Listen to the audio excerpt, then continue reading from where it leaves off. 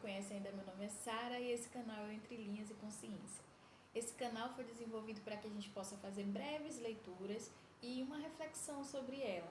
É um momento da gente parar no nosso corre-corre do dia a dia e ter essa reflexão, esse momento de conexão com Deus, tá bom? O livro que eu tô lendo é o De Jesus para Você, Luz e Consolação. É um livro de mensagens de Francisco Altamir da Cunha. Sabe aquele livro de cabeceira? É esse aqui. Muito lindo, maravilhoso, com mensagens reflexivas. Ideal para a gente colocar em prática a nossa leitura do dia a dia. O capítulo de hoje é o 32, a sobrevivência da alma e a miopia do materialismo. As contestações jamais invalidarão uma verdade.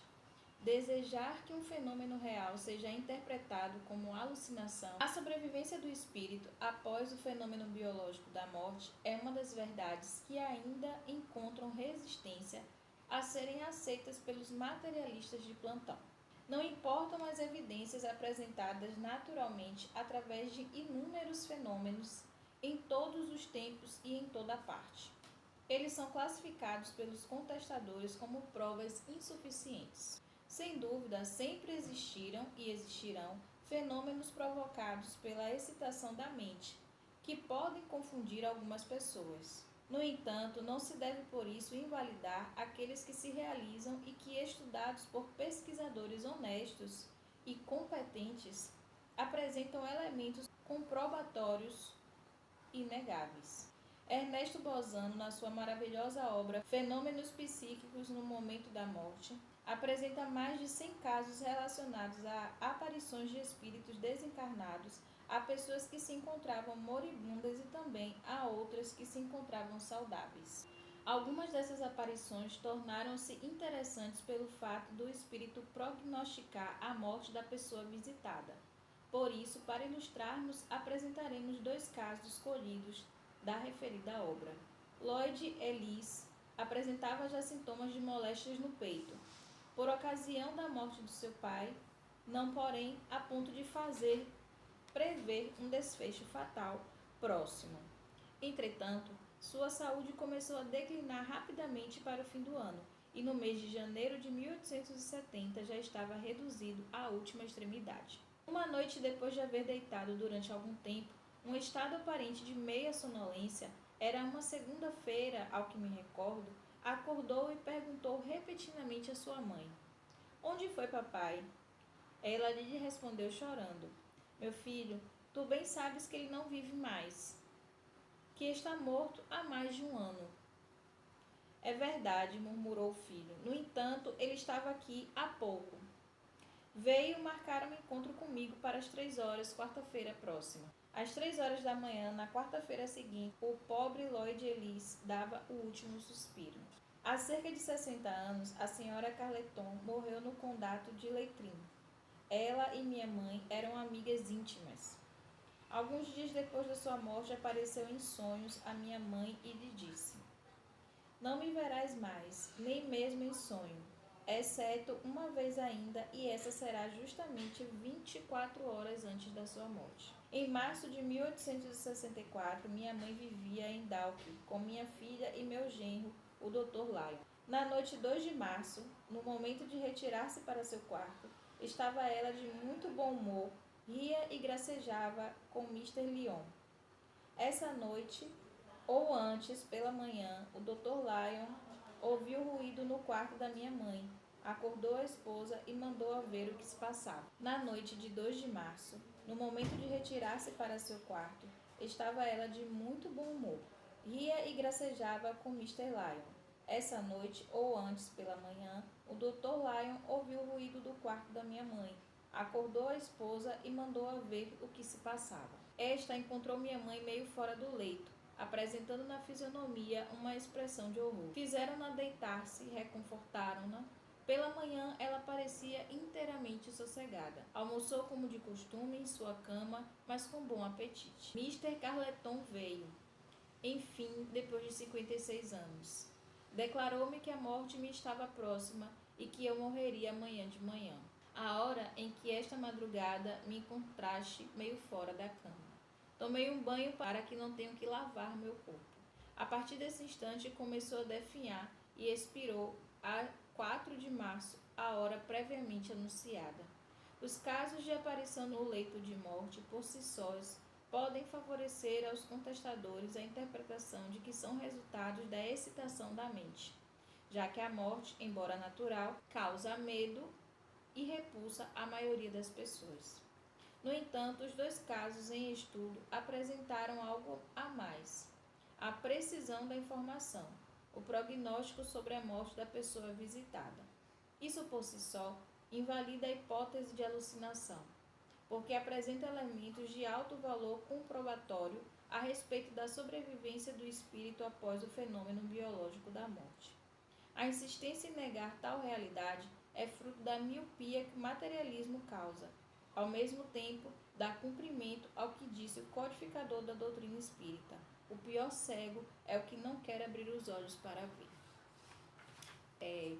Essa mensagem fala muito claramente da negação que muitos de nós temos com a vida após a morte. E é interessante porque todo mundo que eu conheço já passou por alguma experiência espiritual. Todo mundo já sentiu a presença de algum ser, né, que não está entre nós. Algumas pessoas já teve visões, algumas pessoas já ouviram alguma coisa, mas todo mundo que eu conheço já teve alguma experiência espiritual. Mas mesmo assim existe uma relutância, que eu acredito que está muito mais ligado também ao medo do desconhecido e a falta de vontade de passar a conhecer. Porque quando a gente passa a conhecer algo, a gente cria uma responsabilidade com aquilo que a gente está conhecendo. Então, muitas vezes, na iniciativa de não se ocupar com aquela responsabilidade, as pessoas preferem não conhecer, né? Mas a verdade, ela está aí e, inevitavelmente, ela vai ser esclarecida cada vez mais, não tem muito o que ser feito. Para quem gosta de estudar mais sobre esses assuntos espiritualistas e espíritas, eu indico muito que leia o livro dos Médiuns, de Allan Kardec, porque ele traz muitas referências mediúnicas de aparições, de comunicações, de várias situações de mediunidade, onde trazem relatos, né, de tudo que aconteceu lá quando o Espiritismo surgiu, lá em 1800 e por aí vai. Então é muito interessante essas literaturas que trazem essas referências, porque mostra pra gente o lado do qual a gente não tem muitas vezes aptidão para ver, mas a gente não por isso pode deixar de conhecer.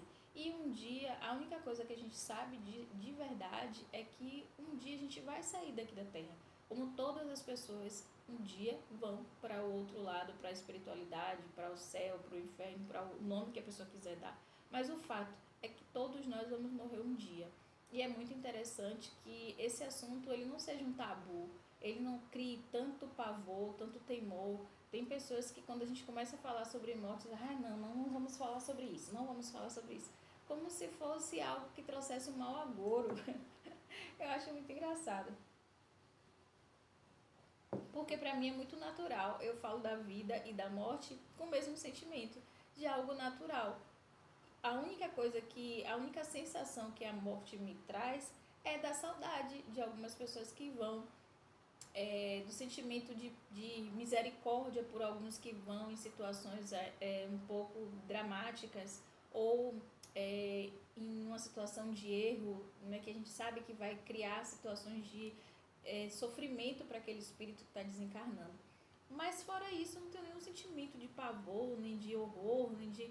Porque para mim é algo que é natural, que eu tenho certeza que vai acontecer comigo e com todo mundo. Então não tem por que se horrorizar com a morte. O que a gente pode fazer cada vez mais é aprender sobre ela, é conhecer o que está por trás da morte, para que a gente cada vez mais se sinta mais seguro em relação a ela. Esse apego às coisas materiais, elas vão gerando uma ansiedade à medida que a gente vai envelhecendo. Já parou para pensar que tem pessoas que têm pavor de envelhecer? O que será esse pavor? Por que esse apego ao corpo, à juventude? Para mim não passa do medo da morte. O medo de perder a única estabilidade que se tem, que é essa material, né, da vida, do corpo, da imagem. São pessoas que não estão muito preocupadas com a essência, com o que está cativando dentro de si. Então, quanto mais a gente se preocupa com o nosso espírito, com o nosso processo de progresso, de evolução, menos a gente se preocupa com a terra, com as coisas materiais, com o nosso corpo, a nossa juventude, porque a gente sabe que faz parte do processo de desenvolvimento, de crescimento e de morte, se acabar. Então, o importante é que a gente cultive aquilo que quando a gente for embora a gente leva, que é a nossa consciência, que são os nossos princípios, a nossa moralidade, a nossa cultura. Essas que são as coisas eternas, porque elas ficam ali incutidas no espírito. Então, hoje a minha maior preocupação é com aquilo que eu estou aprendendo, é com aquilo que eu estou colocando em prática no meu dia a dia, porque são esses valores, são essas ações que de verdade vão perpetuar junto com o meu espírito. Então eu espero que essa mensagem tenha chegado até você nesse momento, tenha feito você refletir quais são as suas reais preocupações hoje, se é com o mundo material ou se é com o mundo espiritual. E todos os dias é tempo da gente reavaliar os nossos valores e os nossos conceitos. Então eu sugiro que hoje seja um dia bom para isso, para reavaliar quais são os seus maiores interesses. Novamente, como eu digo sempre, estamos na Terra e precisamos de tudo que está na Terra. Então é lícito que a gente busque um bem-estar, uma comodidade, um conforto, mas que a gente se atente também aos valores. Porque se hoje for o nosso último dia aqui na Terra, o que de bom a gente vai estar levando conosco em espírito? Então fica essa reflexão. Um grande beijo, um forte abraço e fica com Deus.